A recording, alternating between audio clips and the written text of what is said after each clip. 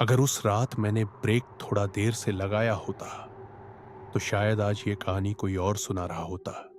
दिल्ली से जयपुर की तरफ मैं कई बार जा चुका हूं। NH 48 मेरे लिए नया नहीं था। चौड़ी सड़क, अच्छे ढाबे, लंबी सीधी पट्टी, कुछ भी डरावना नहीं। लेकिन अलवर के पास भानगढ़ किले से कुछ किलोमीटर पहले का वो हिस्सा, वो अलग है। उस रात मैं करीब 1:40 पर दिल्ली से निकला था। काम देर तक चला था और सोचा रात में ट्रैफिक कम रहेगा। गाड़ी में हल्की सी म्यूजिक चल रही थी। सड़क लगभग खाली थी। अलवर का बोर्ड पार करते ही नेटवर्क हल्का पड़ने लगा। मैंने ध्यान नहीं दिया। करीब 2:25 पर सड़क का वो हिस्सा शुरू हुआ जहां दोनों तरफ घना अंधेरा था। स्ट्रीट लाइट्स खत्म हो चुकी थी। सिर्फ मेरी हेडलाइट्स आगे का रास्ता दिखा रही थी। तभी मुझे सड़क के बीच कुछ सफेद सा दिखा। पहले लगा कोई पॉलीथीन उड़ी होगी, लेकिन वो हिल नहीं रहा था। जैसे ही गाड़ी पास पहुंची, वो सफेद चीज अचानक उठी। वो एक औरत थी, सफेद साड़ी में, बाल खुले हुए। वो सड़क के बीच खड़ी थी। मैंने जोर से ब्रेक मारा। गाड़ी चीखती हुई रुकी। दिल इतनी तेज धड़क रहा था कि कानों में आवाज गूंज रही थी। लेकिन जब मैंने दोबारा सामने देखा, वो गायब थी। सड़क खाली, कोई औरत नहीं, कोई साड़ी नहीं, कुछ नहीं। मैंने गहरी सांस ली। खुद को समझाया शायद नींद का असर होगा, शायद आंखों का धोखा। गाड़ी दोबारा स्टार्ट की। लेकिन तभी पहला अजीब हादसा हुआ। इंजन स्टार्ट तो हुआ, पर RPM अपने आप ऊपर नीचे होने लगा, जैसे कोई एक्सीलरेटर दबा रहा हो।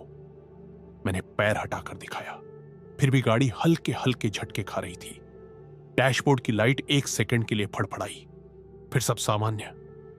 मैंने सोचा इलेक्ट्रिकल इश्यू होगा, लेकिन असली डर अभी बाकी था। करीब 2 मिनट बाद मैंने रियर व्यू मिरर में देखा।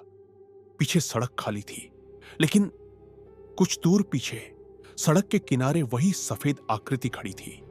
इस बार साफ दिख रही थी। सफेद साड़ी, चेहरा धुंधला, बाल हवा में नहीं उड़ रहे थे। सब कुछ स्थिर था। मैंने दोबारा शीशे में देखा। वो अब सड़क के बीच थी और धीरे धीरे मेरी गाड़ी की दिशा में बढ़ रही थी। मैंने स्पीड बढ़ाई। दिल्ली जयपुर हाईवे पर उस हिस्से में इतना तेज नहीं चलाना चाहिए, लेकिन उस वक्त मैं कुछ और सोच ही नहीं पा रहा था। तभी गाड़ी अचानक झटके से बंद हो गई, पूरी तरह। हेडलाइट्स ऑन थी, पर इंजन बंद, स्टीयरिंग भारी, ब्रेक खड़े। मैंने चाबी घुमाई, कुछ नहीं। फिर घुमाई, कुछ नहीं। सड़क के बीच अंधेरा और पीछे वो आकृति।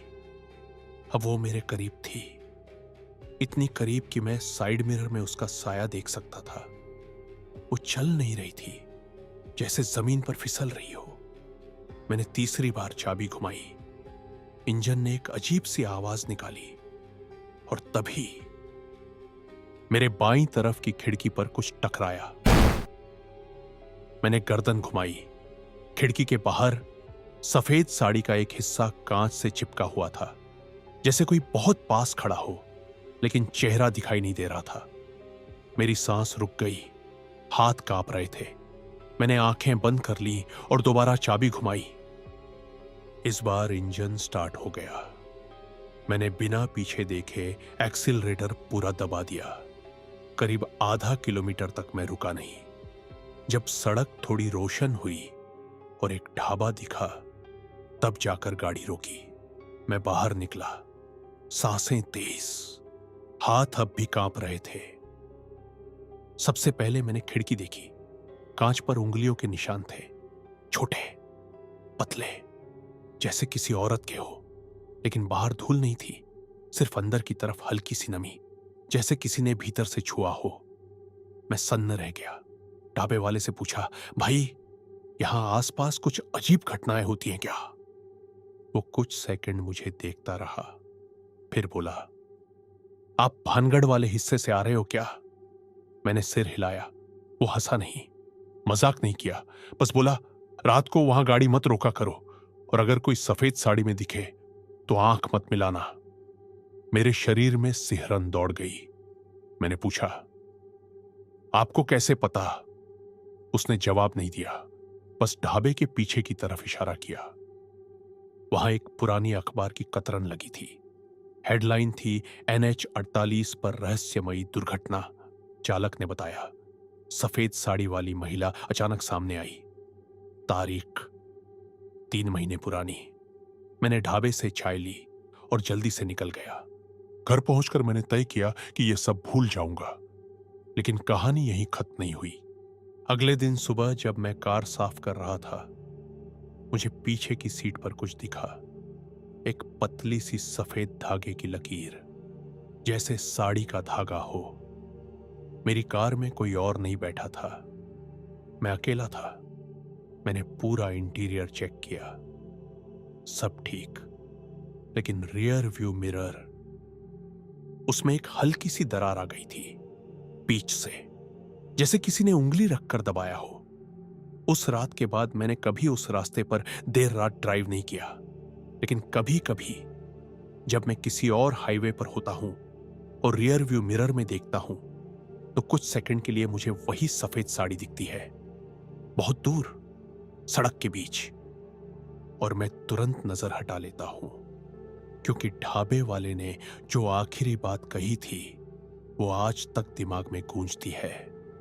वो किसी को मारने नहीं आती, वो बस साथ चलना चाहती है।